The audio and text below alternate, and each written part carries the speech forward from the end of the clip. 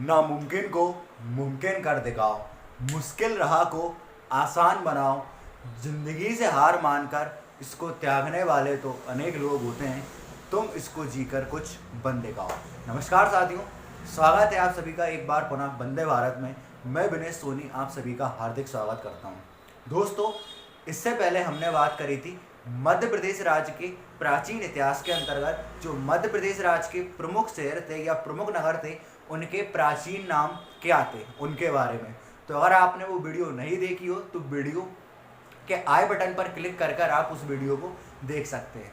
आज हम बात करते हैं, देखिए जिस प्रकार आप भारत का इतिहास पढ़ते हैं, भारत के इतिहास में आप सबसे पहले पढ़ते हैं प्रागैतिहासिक काल को, उसके बाद सिंधु घाटी सभ्यता को, वो भी एक प्रकार का प्रागैतिहासिक काल है। देन इसके बाद आप पढ़ते हो मध्य प्रदेश, इसके बाद आप पढ़ते हो जो आपका वैदिक काल है, वैदिक सभ्यता है, उसके बारे में। ठीक है, इसी प्रकार हम बात करेंगे कि जब संपूर्ण भारतवर्ष से मध्य भारत में वैदिक काल का प्रवेश हुआ या वैदिक काल के आगमन के परिणाम स्वरूप भारत पर जो हमारा मध्य प्रदेश राज्य है, इस पर हमको क्या क्या प्रभाव देखने को मिलते हैं या वैदिक काल के आगमन के परिणाम स्वरूप कौन कौन से परिवर्तन हमको देखने को मिले। तो चलिए हम शुरुआत करते हैं और देखते हैं वैदिक काल में मध्य प्रदेश राज्य की क्या स्थिति रही उसको। तो देखिए, जो आपका वैदिक काल है, वैदिक काल को आप कब से लेकर कब तक पढ़ते हो? वैदिक काल को आप पढ़ते हो 1500 ईसा पूर्व से लेके 600 ईसा पूर्व तक। ठीक है, 1500 ईसा पूर्व से लेकर 600 ईसा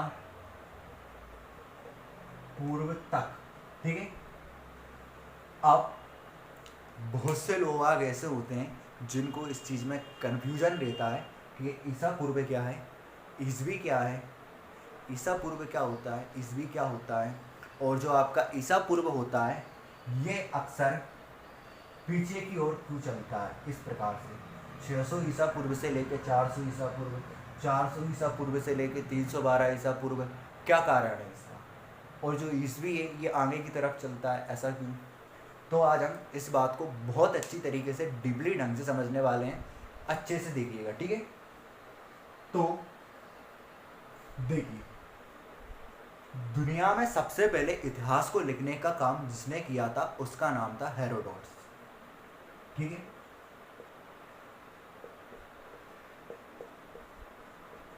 हेरोडोटस के द्वारा ही दुनिया में सबसे पहले इतिहास को लिखा गया।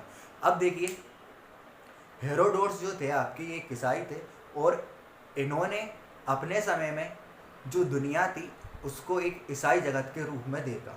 इन्होंने दुनिया को अपनी समझ के आधार पर दो भागों में बांट दिया। ठीक है, एक भाग ईसा मसीह के जन्म के पहले का समय। ठीक है, जो ईसा मसीह के जन्म के पहले का समय था उसको इन्होंने नाम दिया ईसा पूर्व। ठीक है, और जो ईसा मसीह के जन्म के बाद का समय था उसको इन्होंने नाम दिया ईसवी। ठीक है, इतना समझ गए आप लोग। अब एक बात ध्यान रखिए, जिस प्रकार से इन्होंने इतिहास को लिखा उसी प्रकार से अन्य इतिहासकारों ने लिखा और ये जो तरीका है आपका अभी तक चला आ रहा है। ठीक है, जो आपका ईसा पूर्व होता है ये हमेशा पीछे की तरफ चलता चलता है। जैसे कि 600 ईसा पूर्व से 400 ईसा पूर्व, 400 ईसा पूर्व से लेके 312 ईसा पूर्व, 312 ईसा पूर्व से लेके 200 ईसा पूर्व, 200 ईसा पूर्व से लेके 182 ईसा पूर्व। और जो ईसवी रहता है ये सदैव आगे की तरह चलता है। ये एक प्रकार का रूल है, नियम है। तो आप लोग समझ गए होंगे कि ईसा पूर्व किसको कहते हैं, ईसवी किसको कहते हैं। ठीक है, और ईसा पूर्व और ईसवी आगे पीछे क्यों ऐसा होता है। तो ठीक है, चलिए हम बात कर रहे थे वैदिक काल के बारे में। हम देख रहे थे कि वैदिक काल में मध्य प्रदेश राज्य में हमको क्या क्या प्रभाव देखने को मिलते हैं, वैदिक काल का कैसा क्या असर हमको मध्य प्रदेश राज्य पर देखने को मिला। तो मैंने आपको बताया कि जो आपका वैदिक काल है ये 1500 ईसा पूर्व से लेके 600 ईसा पूर्व तक था। अब इसी वैदिक काल को हम दो काल खंडों में बांटकर पढ़ते हैं। पहला है हमारा ऋग्वैदिक काल। ठीक है, ऋग्वैदिक काल किस काल को कहा जाता है? जिस काल में ऋग्वेद की रचना हुई उस काल को ऋग्वैदिक काल कहा जाता है। और इसका जो समय था वो था 1500 ईसा पूर्व से लेकर 1000 ईसा पूर्व तक। ठीक है, फिर आता है हमारा उत्तर वैदिक काल। ऋग्वैदिक काल में ऋग्वेद की रचना हुई। इस ऋग्वेद को छोड़कर अन्य 3 वेदों की रचना जिस काल में हुई उनको हम उत्तर वैदिक काल कहते हैं। ठीक है, क्या कहते हैं उसको? उत्तर वैदिक काल कहते हैं। और उत्तर वैदिक काल का समय था आपका 1000 ईसा पूर्व से लेकर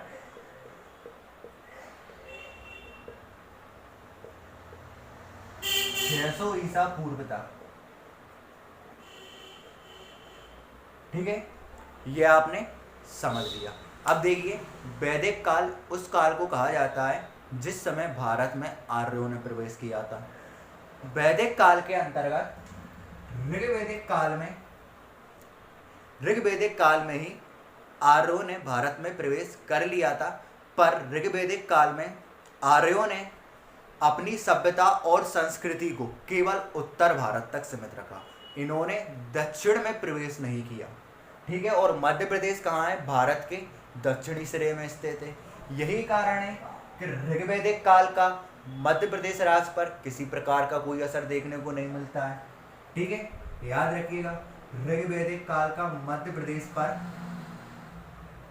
कोई असर देखने को नहीं मिलता है। यार, ऋग्वैदिक काल में हमको मध्य प्रदेश में किसी प्रकार का कोई अंतर दिखाई नहीं पड़ता है। ठीक है, अब हम बात करते हैं उत्तर वैदिक काल की। उत्तर वैदिक काल में क्या होता है? ऐसा माना जाता है कि उत्तर वैदिक काल में आर्यों के द्वारा विंध्याचल पर्वत को पार कर लिया गया था। ठीक है,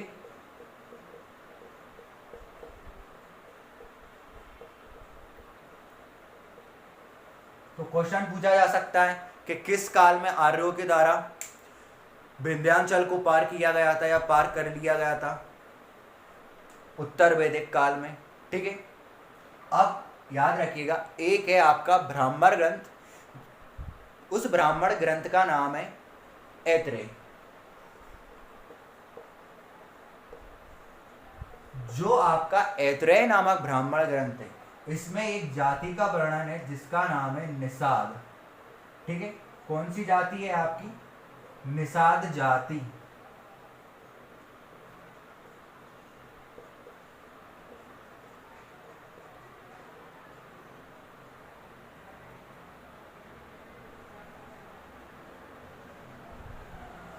निषाद जाति। ऐत्रेय नामक ब्राह्मण ग्रंथ में वर्णित निषाद जाति के बारे में ऐसा जाना जाता है कि ये उस समय मध्य प्रदेश के ही जंगलों में निवास किया करती थी। कहाँ पर निवास किया करती थी? मध्य प्रदेश के जंगलों में ही निवास किया करती थी। ओके, तो देखिए, ये तो हमने देखा वैदिक काल। एक बार हम इसको दोबारा से रिवाइज करते हैं। देखिए, वैदिक काल का समय रहा 1500 ईसा पूर्व से लेकर 600 ईसा पूर्व तक। इसको 2 भागों में बांटा गया, ऋग्वैदिक काल और उत्तर वैदिक काल। ऋग्वैदिक काल का समय 1500 ईसा पूर्व से लेकर 1000 ईसा पूर्व तक, और उत्तर वैदिक काल का समय 1000 ईसा पूर्व से लेकर 600 ईसा पूर्व तक। ऋग्वैदिक काल में भारत में आर्यों ने प्रवेश जरूर किया था, पर इन्होंने अपनी सभ्यता और संस्कृति को केवल उत्तर भारत तक सीमित रखा। मध्य प्रदेश राज्य पर इसका कोई भी असर देखने को नहीं मिला। उत्तर वैदिक काल में आर्यों ने विंध्याचल पर्वत को पार कर लिया। जो ऐत्रेय नामक ब्राह्मण ग्रंथ है, इसमें एक जाति का वर्णन है जिसका नाम है निषाद जाति। निषाद जाति के बारे में ऐसा माना जाता है कि उस समय मध्य प्रदेश के जंगलों में ही निवास किया करती थी, क्योंकि मध्य प्रदेश में ही क्या है, काफ़ी ज़्यादा मात्रा में वन है। अब हम आगे बढ़ते हैं, आगे बढ़ जाते हैं हम। अब देखिए, ये जो आपका वैदिक काल है, इसी काल के अंतर्गत आता है महाकाव्य काल, जिसके अंतर्गत महाकाव्यों की रचना हुई थी। ठीक है,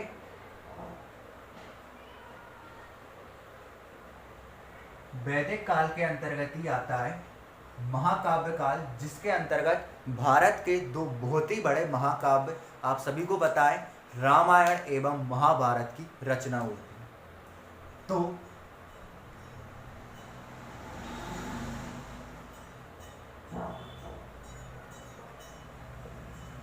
सबसे पहले महाकाव्य काल के अंतर्गत आता है रामायण। देखिए, ऐसा माना जाता है कि तुलसीदास जी को राम भगवान के दर्शन कहाँ पर हुए थे? चित्रकूट में हुए थे। चित्रकूट कहाँ है? मध्य प्रदेश के सतना जिले में। तो तुलसी दास जी को राम भगवान के दर्शन कहाँ पर हुए थे? चित्रकूट में। ठीक है, कहाँ पर है? सतना, मध्य प्रदेश। पहली बात, ऐसा माना जाता है कि राम भगवान, सीता जी और लक्ष्मण जी ने अपने वनवास का अधिकांश समय दंडकारण्य के जंगलों में बिताया था। ठीक है,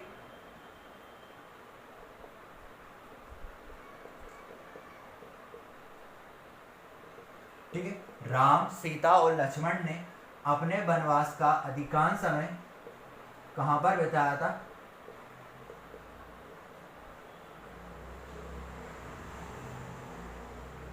दंडकारण्य के जंगलों में।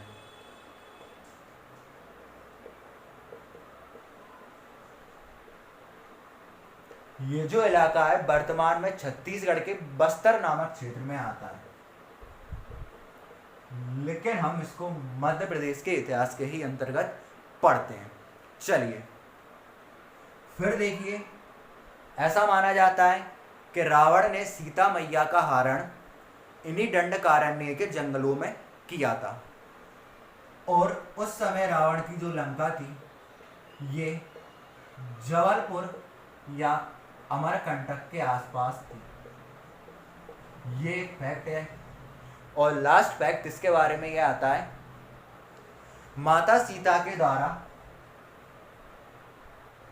जिस आश्रम में लव और कुश को जन्म दिया गया था, ठीक है, क्या नाम था उस आश्रम का जिसमें माता सीता ने लव और कुश को जन्म दिया था? वाल्मीकि आश्रम। ठीक है,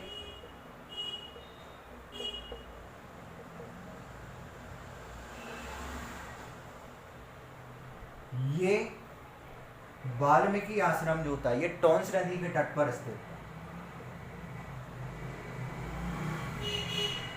ये तो है रामायण काल के अंतर्गत जो मध्य प्रदेश राज्य के अंतर्गत इंपॉर्टेंट फैक्ट आते थे वो। देखिए, पहले ऐसा माना जाता है कि तुलसीदास जी को राम भगवान के दर्शन मध्य प्रदेश के सतना जिले के चित्रकूट नामक स्थान पर हुए थे। राम, सीता, लक्ष्मण ने वनवास का अधिकांश समय दंडकारण्य के जंगलों में बिताया था, जो कि छत्तीसगढ़ के बस्तर नामक इलाके में स्थित है। दंडकारण्य के जंगलों में ही रावण ने सीता माता का हरण किया था, और उस समय रावण की लंका जबलपुर या अमरकंटक के आसपास थी। वाल्मीकि आश्रम,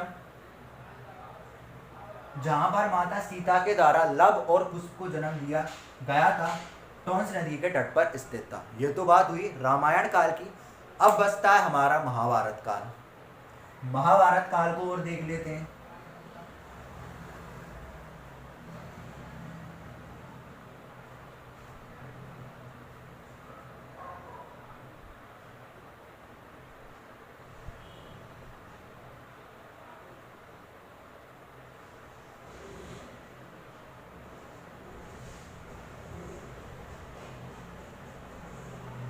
देखिए, महाभारत काल की बात करते हैं।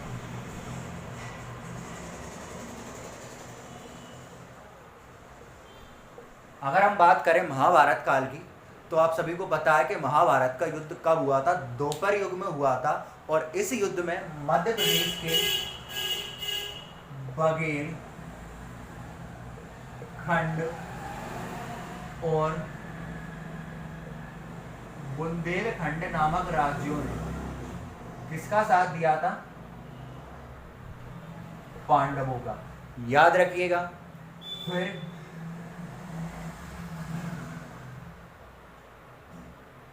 अवंती,